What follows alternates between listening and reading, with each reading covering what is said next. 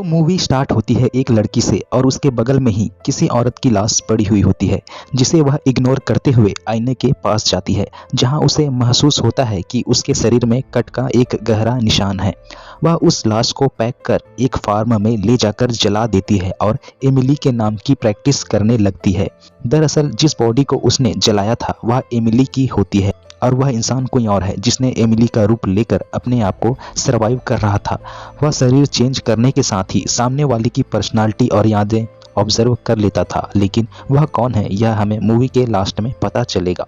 तो कहानी आगे बढ़ती है और यह एमिली बनकर उसके घर जाता है, जहां एमिली अपने पति जेम्स के साथ रहती थी। जेम्स एमिली से कहता है कि तुम इतने दिनों से कहाँ थी, तुम्हें लापता होने की खबर मैंने पुलिस को दी है, और वह एमिली के आने की खबर देने के लिए पुलिस को कॉल करता है। एमिली उसे कॉल करने से मना करते हुए उसे मार डालती है और उसकी लाश को पैक करके एक कोने में रख लेती है। उसे अपने शरीर में कट का निशान काफ़ी दर्द दे रहा था। उसे अब दूसरे शरीर की आवश्यकता थी। तभी इंस्पेक्टर रैनसन वहां आ जाता है, जो उसके और उसके पति जेम्स के बारे में पूछताछ करने लगता है।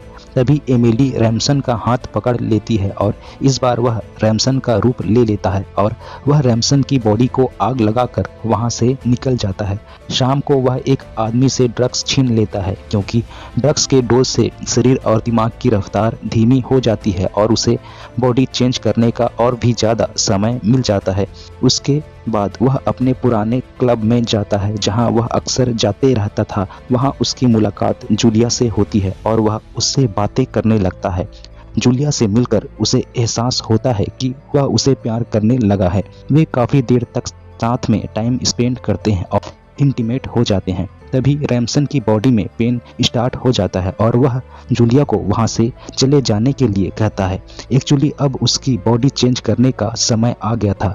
वह अपनी आईडी दिखाकर डॉक्टर रिचर्डसन के कार में बैठ जाता है, जहां उसका शरीर गलना स्टार्ट हो जाता है और वह डॉक्टर रिचर्डसन को मारकर उसका रूप ले लेता है। फिर वह डॉक्टर रिचर्डसन बनकर उसके घर जाता है और वहीं आराम करने लगता है। सुबह वह अपनी बीवी और बच्चों से मिलकर डेंटल क्लिनिक के लिए निकल जाता है, जहां वह अपनी सेक्रेटरी रिचेल से मिलता है और अपने काम में लग जाता है। वह लंच के लिए एक रेस्टोरेंट में जाता है, जहां वह देखता है कि जूलिया कहीं जा रही होती है। वह जूलिया का पीछा करता है, लेकिन जूलिया वहां से कहीं निकल जाती है। उस इंसान ने बचपन में ही अपनी माँ को मार दिया था, जिसके लिए वह काफ़ी गिल्टी महसूस करता है। वह टाइम स्पेंड करने के लिए क्लब में जाता है, जहां उसकी मुलाकात फिर से जूलिया से होती है। जूलिया उसे कहती है कि उसने पिछली बार उसे किसी लड़की के साथ देखा था, क्या वह तुम्हारी पत्नी है? रिचर्डसन उसे बताता है कि वह उसकी सेक्रेटरी रिचेल है और फिलहाल वह अपनी पत्नी मैरी से झगड़ा करके आया है।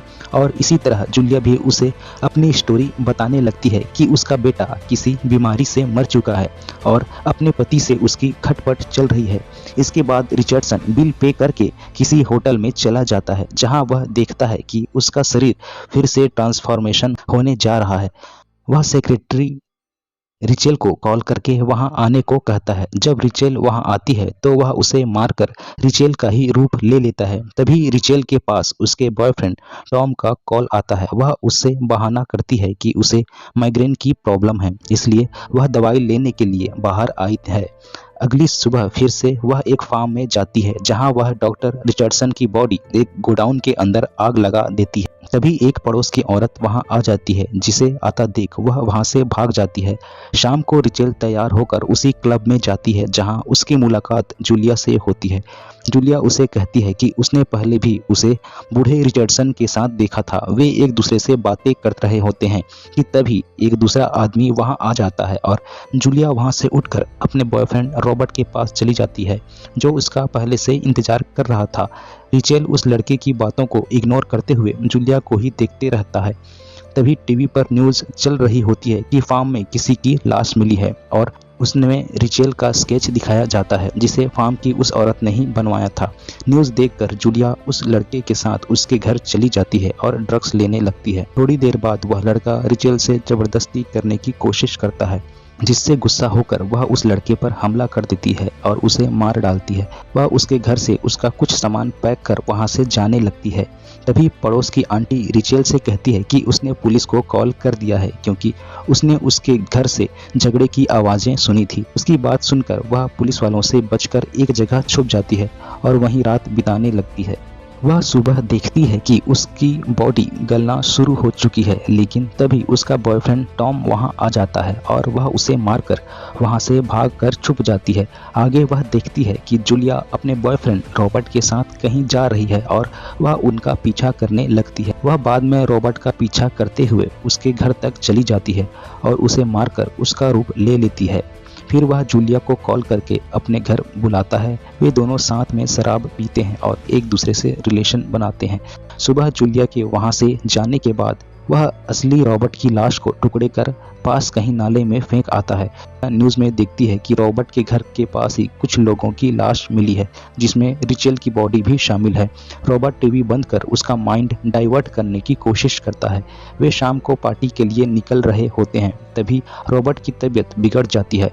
फाइनली रॉबर्ट को एहसास होता है कि वह जूलिया से काफ़ी ज़्यादा प्यार करता था, इसलिए वह फाइनली जूलिया को अपनी सच्चाई बताने के लिए तैयार हो जाता है। वह जूलिया से कहता है कि जब वह छोटा था तब उसकी माँ उसी के कारण मारी गई, लेकिन उसे वह बहुत प्यार करता था। वह लोगों को मारता है, जिसकी वजह से ही वह सरवाइव कर पाता है और लोगों को मारने पर उसकी सारी यादें और पर्सनालिटी उसमें आ जाती है। जूलिया को लगता है कि वह अननॉर्मल है, इसलिए वह बकवास कर रहा है। फिर जूलिया वहाँ से जाने लगती है।